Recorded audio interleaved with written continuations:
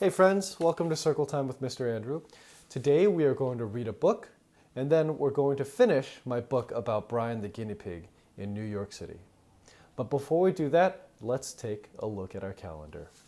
So, we know that we're still in the month of April. Yesterday was Wednesday. That means today is Thursday, and tomorrow will be Friday. So help me count to see what number day it is. Ready? Warm up your voices. Me, me, me, me, me. All right. Get out your pointer finger and help me point.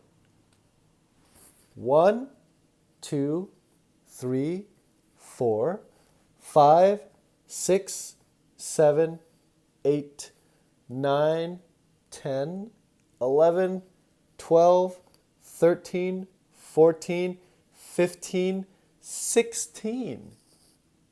Today is Thursday, April 16. So I have a shape for our calendar today. And it's a shape that we've seen before. It's a shape that has two horizontal sides. Say horizontal. And get your arm out and make a horizontal. Nice job. And it has two diagonal sides. So show me diagonal. Nice. All right, one more time. Horizontal, diagonal. So two horizontal sides, two diagonal sides, and this shape is called a trapezoid. So we'll make today a trapezoid day. There we go. Now let's get out our 1s and 10s cups. And we should have 16. Let's count to make sure that we do. Well, first let's take one from the happy face cup because we're happy today is here. And let's put it into our 1s cup. So help me count, friends. So we know we already have 10, and then we can just start counting from there. 10, 11, 12, 13, 14, 15, 16. So we have 16 sticks, and repeat after me. 16 is a 10 and 6 ones. So a 16 is a 10 and 6 ones. Friends. All right. Today's book is called Pete the Cat, Out of This World by James Dean.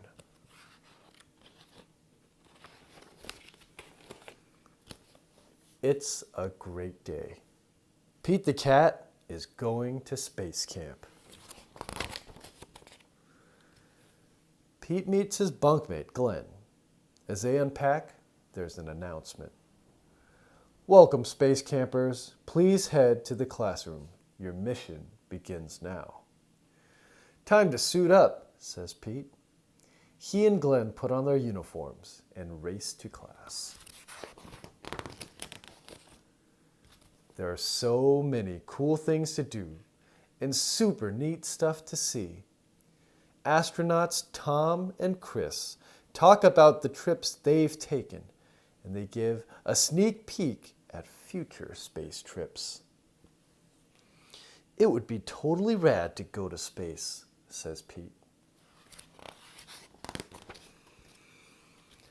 The campers find out what it feels like to be an astronaut. They go in a zero-gravity chamber. They ride in rovers. They even build rockets. Pete's rocket flies very, very far. Way to go, Pete, shouts Glenn.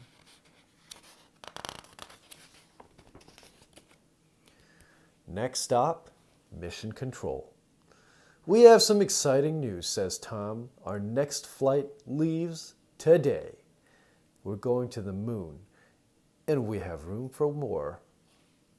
Pete, do you want to go? Asks Sally. That would be awesome, says Pete.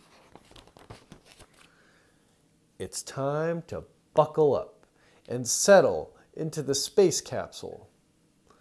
5, 4, 3, 2, 1. Liftoff.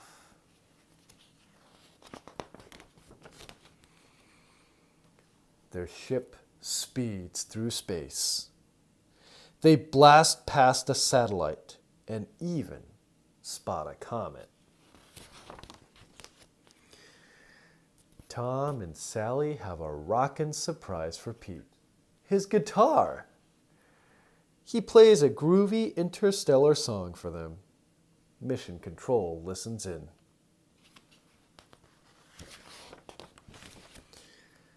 In no time at all, they arrive on the moon. They are ready to explore. The astronauts collect rocks and map out the moon's surface.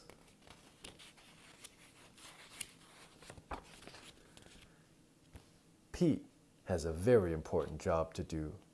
He straps on a jetpack and heads toward Mars. He takes tons of pictures. Oh no, Pete lost track of time and the moon is far, far away. He has to make it back to the ship before it blasts off. Phew. Pete made it back in the nick of time. The astronauts head home, and there's time for a few more tunes. Pete sure knows how to make an entrance. Pete's trip to outer space was out of this world. Still, he's psyched to have his feet back on solid ground. Rocket on, Pete. The end. So before we start working on my book, I invited a very special guest to come with us on the show today. He's a character from many books that we all know and love. Please welcome Pete the Cat. Hey, Mr. Andrew. Hello to all you cool cats out there. Thanks so much for coming to Circle Time today, Pete. No problem. Tell me, have you ever been on the internet before? Oh, yeah. Plenty of times, Mr. Andrew. One time I went viral for riding my skateboard. Check out the video, man. That's you? Yeah, that's me. Believe it. Okay, well, great. I invited you here today because you are in books. That's right, Mr. Andrew. I'm in a ton of books. Well, today we're working on the cover of my book. What can you tell us about the cover of a book? Well, that's pretty simple, Mr. Andrew. A cover just needs to have 3 things. 1, a groovy title. 2, some beautiful artwork. And 3, the name of the author, the person who writes the book. All right, great. Well, that seems pretty easy. Can we take a look at the cover of your book? Absolutely, Mr. Andrew. So here it is. So check out this title right here. It tells everyone right away what this book is going to be about. Okay, I see that. But what about the artwork of the cover? Well, that is just plainly a cool picture of me. But most importantly, the art tells us a little bit about the story. Yeah, and I can see at the bottom, it says by James Dean. Well, that's a guy who writes and draws me. All right, well, I think I'm ready to work on the cover of my book. Would you like to help me out, Pete? I've always got time for groovy authors, Mr. Andrew. All right, well, let's get to it. So here I have the cover of my book. And just like Pete the Cat said, a cover has to have 3 things. It has to have some art that tells a little bit about the story. It has to have a title that also tells a little bit about the story, and it has to have the author. So I'm going to start with the art. And my story is about Brian the Guinea Pig, who saves New York City. So I'm going to draw Brian.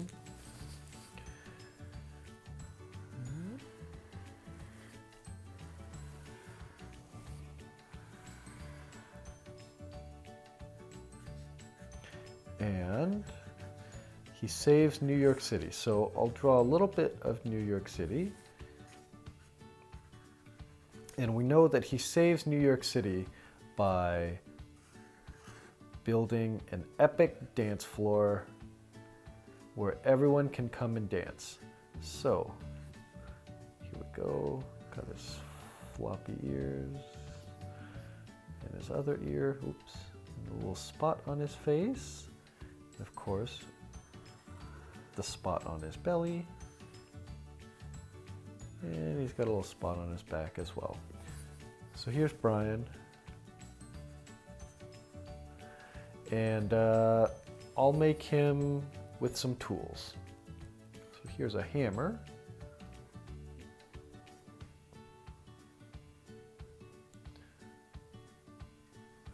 And here's New York City in the background.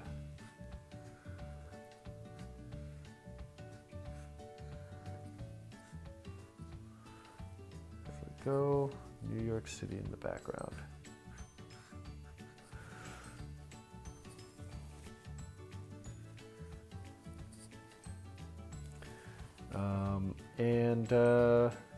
Just to give an idea of what might come, I'm going to put a disco ball over here in his little toolbox.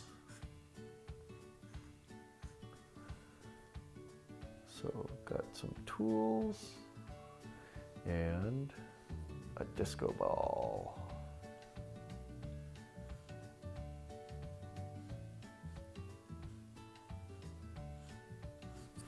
Great. Okay, so I've got my art. Pretty simple, but it lets us know what's going to happen. And I'll come up with a title. I think I'll call this Brian the Guinea Pig Saves New York. And I'll write that right at the top.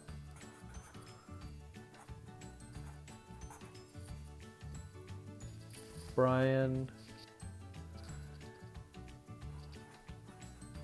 saves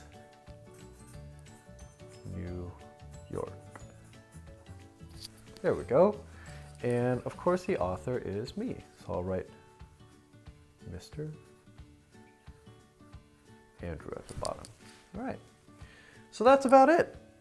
A cover is super simple. And the only hard part is to add enough details and enough colors to make it really, really stand out. Just like Pete the Cat's cover here. So I'll color it now.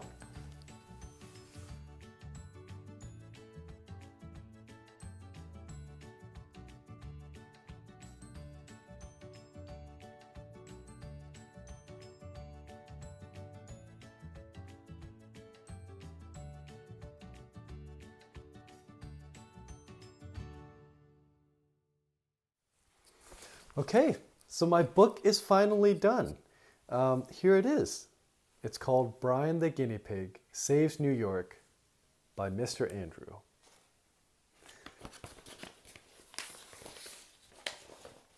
Brian was walking in the park and noticed that everyone around him was sad, and this made him feel sad also. Brian thought, I have to do something about this. He got out his tools and started to build a dance floor. He invited everyone in New York to come dance with him, and everyone did. And now they weren't sad anymore. New York had a celebration for Brian, and the mayor presented him with a beautiful medal for being a hero and curing everyone's sadness. The end. Well, thank you everybody for joining us for Circle Time today. And a special thanks to you, Pete. Thanks for taking the time out of your busy day to join us. Well, anything for my fans, Mr. Andrew. Well, Pete, before you go, there's one thing that I have to know. The video that we saw earlier of the skateboarding cat, was that really you?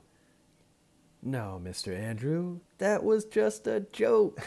Yeah, that's what I thought. Well, that cat is famous on the internet, but I'm famous in books, which is way better. I think so too. Well, have a great day, everybody, and happy bookmaking. Bye. Bye, y'all.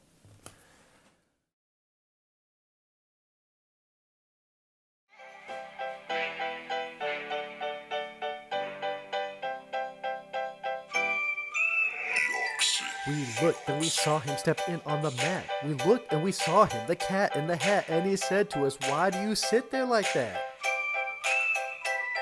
I know it is wet and the sun is not sunny, but we can have lots of good fun that is funny. I know some good games we could play, said the cat. I know some new tricks, said the cat in the hat. A lot of good tricks, I will show them to you. Your mother will not mind at all if I do. Then Sally and I did not know what to say. Our mother was out of the house for the day, but our fish said, "No, no, make that cat go away." To the cat in the hat, you do not want to play. He should not be here, he should not be about. He should not be here when your mother is out.